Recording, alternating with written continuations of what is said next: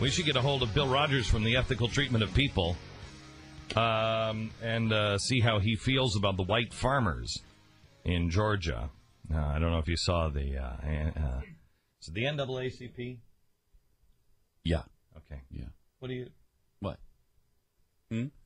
Why do you look at me like that? Why when I ask you a question, why you're like, yeah, dummy? No, I didn't know. I don't think that was the attitude with which I approached think it the was. answer. I don't believe it was. So we have, this came from biggovernment.com, Andrew Breitbart's site. We have a videotape of a USDA administration official discriminating against white farmers. And she says, I just stood there and looked at this white farmer. And I sent him to one of his people. Excuse me? Have we suddenly transported into 1956, except it's the other way around? Is that what's happening? I mean, does anybody else have a sense that there are some that just want revenge? Doesn't it feel that way? That there are some, and we are talking about, I believe, a minuscule amount. I don't think African Americans buy into this at all. But the people like the Black Panthers and whites like the Weather Underground, they just, it goes to what we were talking about. What is it? Collective salvation. Make 'em pay. Make 'em pay. Mm-hmm. That's not what salvation is all about.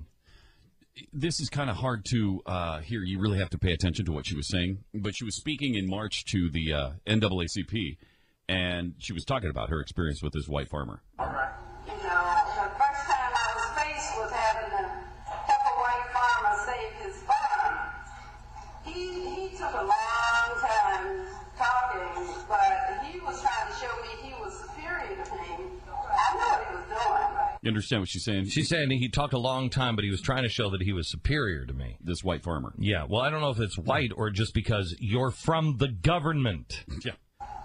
But he had come to me for help. What he didn't know, while he was taking all that time trying to show me he was superior to me, was I was trying to say. So she says what he didn't know was while he was trying to show that he was superior to me, I was trying to decide how much help I was going to give him. I'm struggling with the fact that so many black people have lost their farmland, and here I was faced with having to help a white person. She was struck by all the black people who are losing the farms, and here she's faced with having to help a white person. This is amazing. Save their land. So I didn't give him the full force of what I could do. So she didn't give him the full force of what she could do. This is amazing. It's really something. I did enough so that when I assumed the Department of Agriculture had sent him to me, either that or the Georgia Department of Agriculture, and he needed to go back and report that I did try to help him. So I took him to a white lawyer that had attended some of the training that we had provided, because Chapter 12 bankruptcy had just been enacted for the family farmer. Okay, stop for a second. So she's saying I sent him to a white lawyer who had attended some of our training sessions because Chapter 12 had just been introduced for farmers. So she sent him to one of the white attorneys. One of them that his own kind would take care of him. So his own kind could take care of him. If this was, we do this all the time. It doesn't matter. It doesn't matter. It doesn't. If this were a human, yep. But it's not about black and white. It is about human. I sent him to one of his own kind. Unreal. You tell me what part of the gospel is teaching that.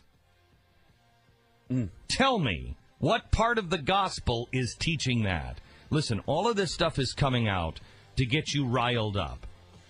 Don't go down that road. You need to know it. You need to be aware, but don't get riled up. Don't do it.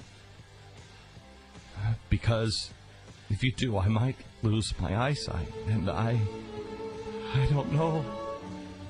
Mother, is that you? This is The Glenn Beck Program.